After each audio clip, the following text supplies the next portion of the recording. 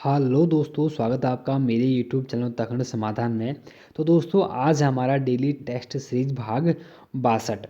तो जो भी आज भी लाइव वीडियो को देख रहे हैं वो लोग जवाब देते रहें। और बाकी चलो शुरू करते हैं आज के 20 महत्वपूर्ण प्रश्नों को। जो आज पहली बार आए हैं उन्हें बता दें कि डेली मॉर्निंग 4 बजे और वीडियो अपलोड हो जाती है। और एक सीरीज हमारी और चल रही है जो हमारी रात को डेली 8-10 पर अपलोड होती है, वो भी लाइव। तो चलो शुरू करते हैं आज के 20 महत्वपूर्ण प्रश्नों को।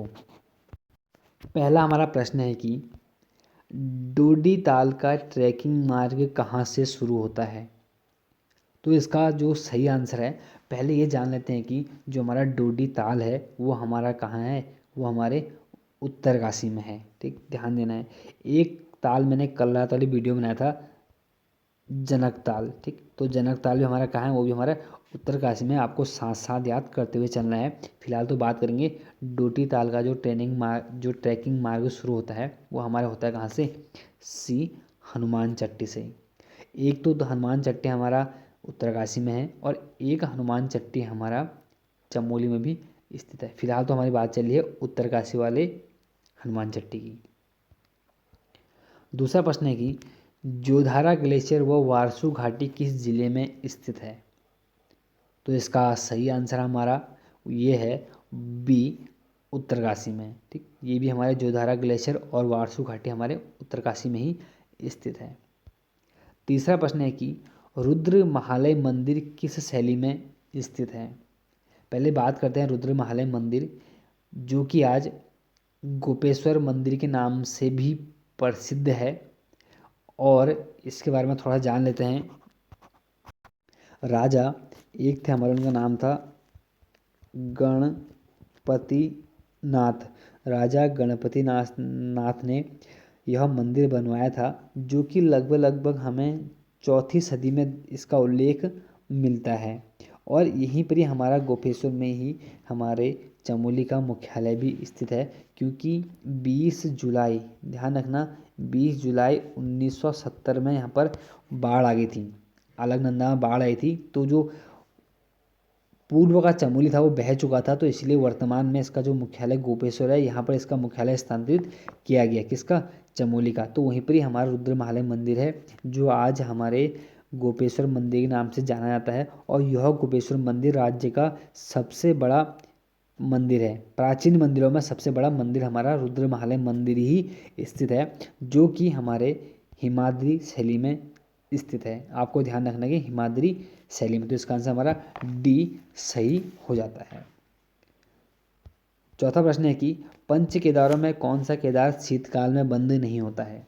तो थोड़ा पता होना चाहिए आपको कि हमारे 5 केदार हैं। जैसे 5 केदारों में पहला केदार हमारा केदारनाथ, दूसरा हमारा मदमहेश्वरनाथ, तीसरा हमारा तुंगनाथ, चौथा रुद्रनाथ, पांचवा कौन सा, कल्पेश्वरनाथ। तो पंच केदारों में पंचम केदार जिसके कपाट बंद नहीं होते हैं वो हमारा कौन सा है, हमारा कल्पेश्वर नाथ ही है। यहाँ पर शिव के जटाओं की पूजा होती है। और जो हमारे कहाँ है, चमोली जिले में ही स्थित है। चमोली में 2 हैं, एक कल्पेश्वरनाथ, दूसरा कौन सा हमारा, रुद्रनाथ।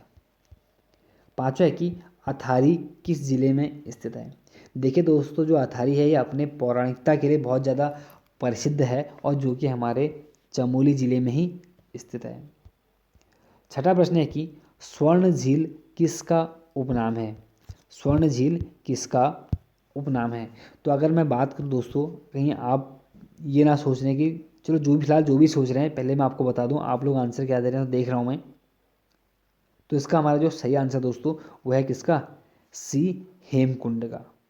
क्योंकि भालू डैम को दोस्तों स्वर्ण लता ताल बोलते हैं, ये ध्यान देना, स्वर्ण लता ताल।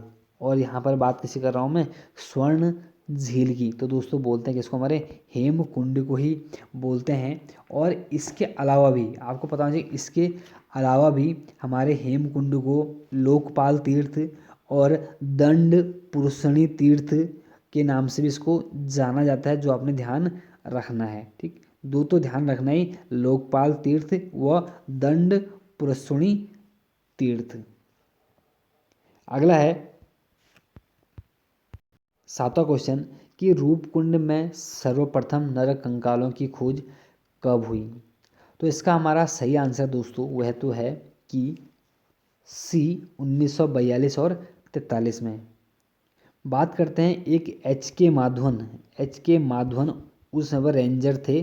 तो ये लोग अपने गश्त पर गए होंगे जब ना, तो उन्होंने देखा कि यार यहाँ पर ऐसे नरकंकाल पड़े हैं, तो इसके बाद इसको इन्होंने दुनिया के सामने लेके आए। तो इसके बाद ही क्या हुआ, हमारे एक व्यक्ति थे स्वामी, ध्यान देना, परवणानंद स्वामी परवणानंद ने इनके ऊपर बहुत सारे रहस्यों की खोज की, लेकिन फिर भी इनको ज़्यादा पता चला नहीं। इन्होंने ये माना कि ये हड्डियाँ जो हैं कोंकण क्षेत्र के लोगों की हैं, ऐसा उन्होंने माना। और इन्होंने ये खोज की थी दोस्तों लगभग 1956 से लेकर 58 के बीच में, ठीक। डीएनए टेस्ट किया था, वहाँ पर इनको पता चला। आठवां प्रश्न है कि चिनाव घाटी में पुष्प कब खिलते हैं। दोस्तों पहली बात, चिनाव घाटी कहाँ है हमें यही जानना चाहिए। तो चिनाव घाटी जो दोस्तों हमारा है, आप लोग कमेंट करें फटाफट, ठीक ठीक, चमोली में ही है, ठीक, चमोली है।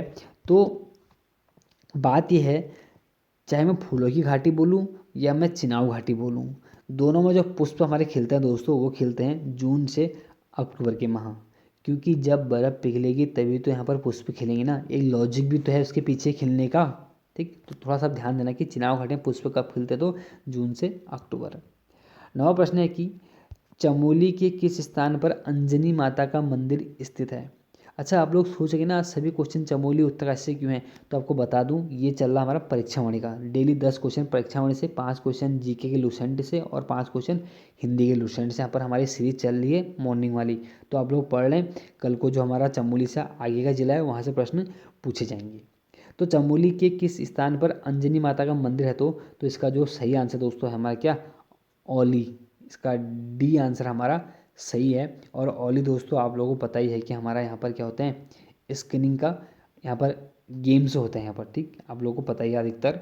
10वां प्रश्न है कि बधानगढ़ी किस घाटी में स्थित है। रिपीटेड क्वेश्चन है इसलिए मैंने फिर दे दिया आज, क्योंकि 52 गढ़ों में एकमात्र जो हमारा गढ़ बचा है वो कहते हैं कि बधानगढ़ ही बचा है। तो इसका जो सही आंसर दोस्तों है क्या, पिंडर घाटी में, ठीक है, पिंडार नहीं, पिंडर घाटी में। आप लोग उसको सही कर लें। 11वां प्रश्न है कि सुभाष चंद्र बोस का जन्म किस राज्य में हुआ। तो इसका सही आंसर हमारा सुभाष चंद्र बोस का जन्म होता है दोस्तों, वो होता है कहाँ पर, सी उड़ीसा में। और उड़ीसा के कहाँ पर, तो हमें कटक में हमारा चावल अनुसंधान केंद्र भी स्थित है। थोड़ा सा जान, अब तो बाद में डालेंगे सुभाष चंद्र बोस के बारे में, क्योंकि वीडियो बहुत ना लंबी हो जाती है। 12वां प्रश्न है कि गांधी जी के व्यक्तिगत सत्याग्रह आंदोलन में प्रथम सत्याग्रही कौन थे। तो इसका जो सही आंसर दोस्तों वो तो है इसका हमारा सी विनोबा भावे। और बात करें कि दूसरे व्यक्ति कौन थे, तो जवाहरलाल नेहरू। और तीसरे थे हमारे कौन, ब्रह्म दत्त। 13वां प्रश्न है कि व्हाइट मैन कमीशन किसे कहते हैं। व्हाइट मैन कमीशन, तो दोस्तों ये बोलते हैं साइमन कमीशन को, क्योंकि 1928 में ये भारत की यात्रा पर आए थे। 14वां प्रश्न है कि पागलपंथी विद्रोह किस क्षेत्र से संबंधित है। तो इसका जो सही आंसर है मैंने कल भी दिया था, पागलपंथी विद्रोह में कल मैंने दिया था शायद कूका आंदोलन, ऐसे कुछ दिया था मैंने। तो आज बात है पागलपंथी आंदोलन विद्रोह, तो ये हमारे किससे है, ये हमारे असम से संबंधित है। 15 क्वेश्चन है कि शिक्षा संबंधित सुधारों में डलहौजी ने वुड डिस्पैच को कब लागू किया। हमें पता होना चाहिए कि जो वुड डिस्पैच को हम बोलते हैं भारतीय शिक्षा का, इसको मैग्ना कार्टा भी बोला जाता है। तो दोस्तों हमारे ये जो लागू हुआ था, ये हुआ था सी 1854 में।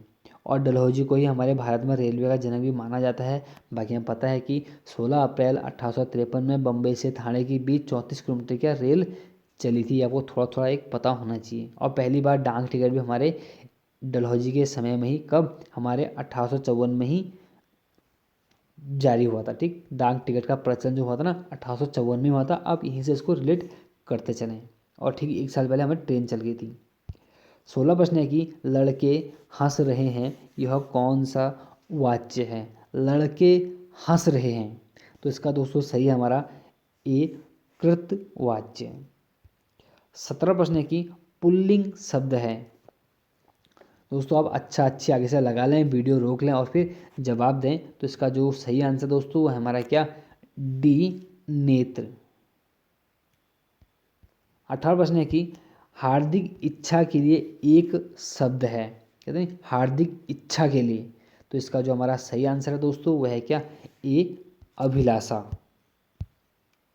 19वां प्रश्न है कि किसी अधिकारी को पत्र लिखना हो तो संबोधन किया जाता है। तो संबोधन कैसे करते हैं जब किसी अधिकारी को पत्र लिखते हैं? तो दोस्तों हम लिखते हैं ए, माननीय महोदय या माननीय महोदया। 20वां और अंतिम प्रश्न है कि विलोम शब्दों का युग्म गलत है। ऐसा कौन सा युग्म है जहाँ पर विलोम शब्द गलत है? पहला है हमारा कौन सा, दक्षिण का वाम, बिल्कुल सही है दोस्तों। दक्षिण विधि का निषेध बिल्कुल सही है।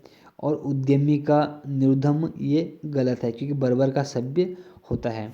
तो उद्यमी का दोस्तों हमारा होता है क्या, आप लोगों ने कमेंट करना है। तो चलो मिलते हैं नेक्स्ट वीडियो में। बाकी जो पहली बार देख रहे हैं उन्हें बता दूं कि उत्तराखंड समाधान करके हमारा एक टेलीग्राम चैनल है, तो वहाँ पर आप जाएं और इसकी पीडीएफ वहाँ से आप ले सकते हैं, वो भी आंसर की के साथ। तो चलो मिलते हैं नेक्स्ट वीडियो में। बाकी मॉर्निंग 4 बजे कल को फिर मिलते हैं और या रात्रि 8:10 पर। तब तक के लिए जय हिंद, जय भारत।